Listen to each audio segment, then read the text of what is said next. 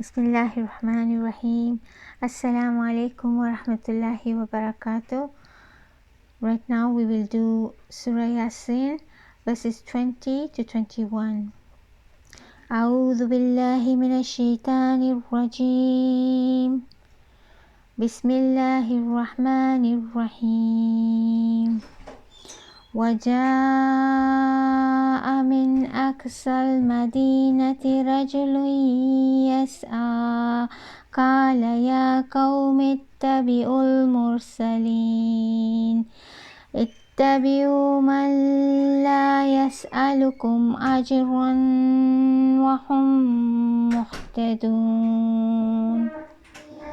In the name of Allah, the most beneficent, the most merciful. And from the farthest part of the city there came a man running. He said, O my people, follow the messengers. Follow those who ask no reward of you and who are themselves guided. Supporting the truth must be accompanied with severity, speed, logic, and sympathy. In order to support that leadership of the truth, breaking the silence and shouting in the swerved environment is admired by Allah. Another part of the struggles of the messengers, whom are referred to in this story, has been mentioned in this holy verse. It concerns the accurate and bravely support of the believers from them, who with their small number stood firmly against the majority of the obstinate polytheistic pagans and defended the divine prophets with their souls. This verse says, and from the farthest part of the city there came a man running. He said, O my people, follow the messengers. This man, whose name has been introduced as Habib Najjar by most of the commentators, was one of those who by their early meetings with the messengers of Allah recognized the legitimacy of their invitation and the depth of their teachings, and proved that he was a decided and steadfast believer. As soon as he was informed that in the center of the city people had quarreled with these messengers and perhaps they had intended to kill them, he did not count his silence in that occasion permissible, and, as it is understood from the Quranic word yas'a, running, he quickly and hastily reached himself to the center of the city and defended the truth as much as he could. The application of the Arabic word rajul, man, in an infinitive form points to this matter, that he was an ordinary person. He had not so much power and dignity, and he was alone on his path.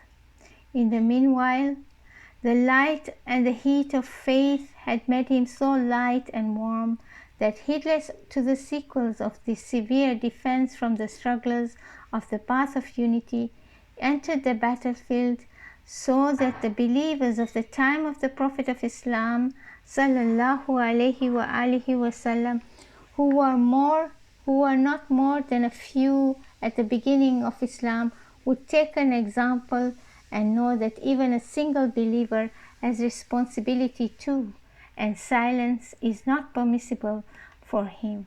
The application of the Quranic phrase Aqsal Madina, the farthest part of the city, shows that the invitation of these messengers had reached the far points of the city and had attracted the receptive heart.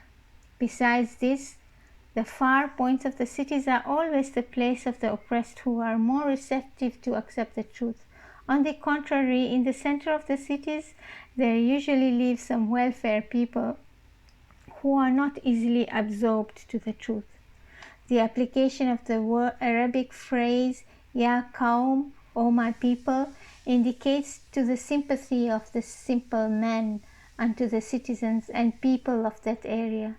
An invitation to obeying and following the divine prophets is sincere invitation which has no benefit in it for him. Now we refer to the fact that by which logic and proof did this believing struggler attract the attention of his fellow citizens. At first he began saying, follow those who ask no reward of you. This is the first sign of their veracity, that they have no material benefit in their invitation. They do not demand people any wealth, nor any position and rank, nor even any gratitude or thank you, nor any other reward or recompense. This meaning is the same thing which has repeatedly been emphasized in the Holy Quran concerning the great prophets as a sign of sincerity, no request, and purity of hearts of the prophets.